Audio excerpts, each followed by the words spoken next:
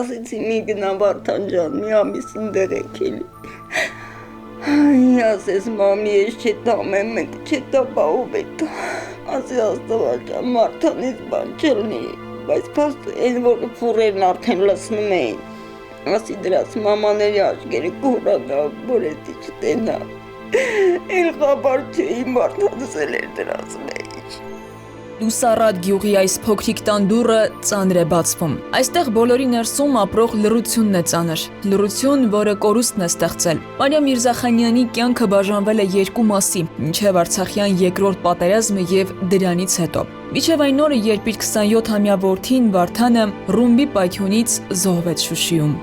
Երկու օրվա մեջ ասել էին տանում են Վարդենիս։ Մինչև այդ Վարդենիսի ճանապարհին ասել են քշեք Շուշի, այնտեղ թեժ է։ Ինձ դել է դուրբայդ։ 7-ի գիշերն էր, դրանից հետո ես էլ գիտեմ, ես որ ասել եմ մի զանգել, չի զանգի։ Վարդանը ծառայել է ոստիկանության հատուկ նշանակության զորքերում։ Պատերազմի օրերին փորձել է կապ պահել ընտանիքի հետ։ Զանգել է առավոտյան գիշերը։ Այս զանգերը կարճ էին, երբեմն աղմուկով լցված, պատմում է մայրը։ Հիմա հենց այդ դրվագներն են մնացել հիշողություններում։ Ինչ իմանար, որ ԱԹՍ-ների ձայնն է լսում, ու որ 2020-ի նոյեմբերի 7-ից այդ զանգերը հավերժ դադարելու են։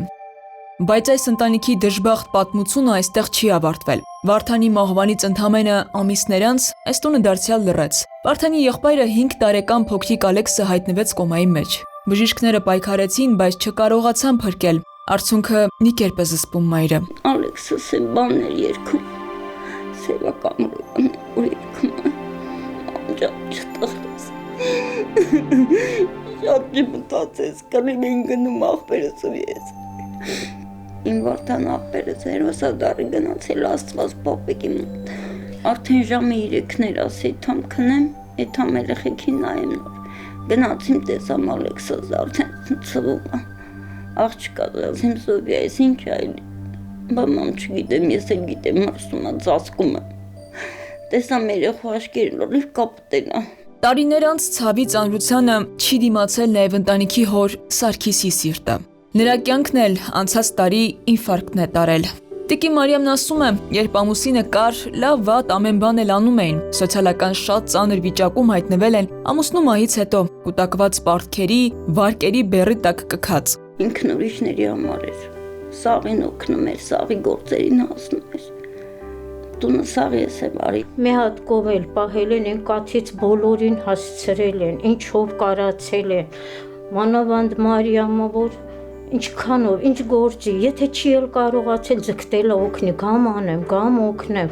սակուն չեմ ասում, մատերից ոսկի էր թափում, բոլորին էլ օգնելա։ Նույն ընտանիքում 3 կորուստ կարճ ժամանակահատվածում։ Տիկին Մարիամն ասում է, պատերազմը առաջին անգամ չէր տեսնում։ Եղբայրը զոհվել է դեռ Արցախյան առաջին պատերազմում։ Սթրեսից, սոցիալական վատ պայմաններից առողջական խնդիրները գնալով խորացել են թե իր, թե երեխաների մոտ։ Որդու 16-ամյա Հովանեսի մոտ գլխացավերը դարձել են անտանելի, իսկ տիկին Մարիամի սիրտը հաճախ չի դիմանում։ Շատ ծանր վիճակում է հայտնվում, ոտքերն էլ մշտապես ցավում են։ Բուժման կարիք ունեն, բայց դրա համար անհրաժեշտ միջոցներ չկան։ Մի գերա որ խմում է, նիմեսիլա որ խմում է, դեքսալգիներս,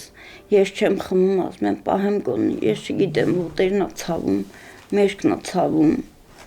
բայց գլխի պրեստուպն ավելի շատ է, ուղարկում ինձ դեղ, ուղարկում ինձ դեղ, սիրտս վրիցս էթում էր։ Մի կերպ ինձի պահել եմ, այնքան դեղեր եմ խմեի, չեք պատկերացնում, չի օգնում։ Խելոք ընտանիք է, շնորհքի խելոք, անշար,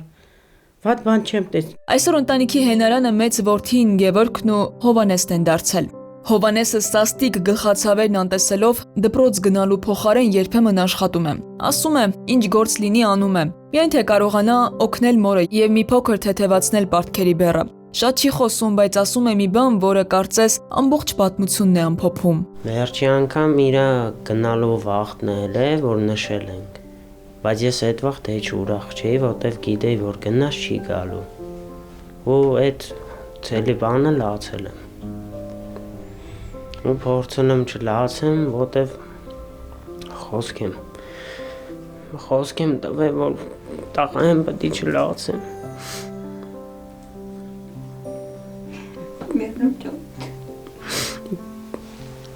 Տանը մեկ երեխա էլ կա, 10-ամյա Ալենը։ Ամեն օր ապրում է իր զույգ եղբոր Ալեքսի բացակայությունը։ Չի համակերպվում եղբայրների չլինելու հետ։ Հայդա տոտան կոնֆետ տվեց, ասեցի ավելի լավ ջեռակի դներ, որ ինչ ուտում եմ իրան էլ ուղարկե։ Որ մի անգամ հանդեսին բան է անում, ես 4-րդ դասարան փոխվելուց հետո է բանը, որ չեմ լացել, մնացած հանդեսներին արտասանելուց լացել եմ, որ իրանց է հիշում։ Վարդանից հիշողություններ այս տանը ամենուր են։ Հյուրասենյակում աթոռին դրված զինվորական համազգեստը ու սիրելի շունը, արջուկը, ընտանիքի Վարդանից կարոտն առնելու միակ միջոցը։ Ես իմ սրտի տեղը չեմ իմացի, իրանց սրտով եմ ես ապրել։ Վարդանը որ գնացել էր բանակ, հետո եկավ օդպուսկ։ Մտել էր լողանալու աղջիկս ես մամ տեսել ես տղետ սրտի տակ ինչա գրի ասի չէ մամա էր գրի Օրվա վերջում տիկին Մարիամը նորից նույն ճանապարհին է։ Դանդաղ քայլերով գնում է դեպի որդու Շիրիմը։ Երբեմն երկար ճանապարհ անցնելով ոտքով, որովհետև այլ տարբերակ միշտ չէ որ կա, բայց ասում է դա կարևոր չէ, կարևորը հասնելն է։ Նստում է լուր խոսում որդու հետ, պատմում օրվա մասին, երեխաներից, տան հոգսից։ Ասում է, այստեղ է հոգին թեթևանում, այստեղ է միակ տեղը, որտեղ իրեն թվում է, որդին լսում է։ Քնարիկ Պետրոսյան, Վարամ Ավոյան, Սուրանկյուն։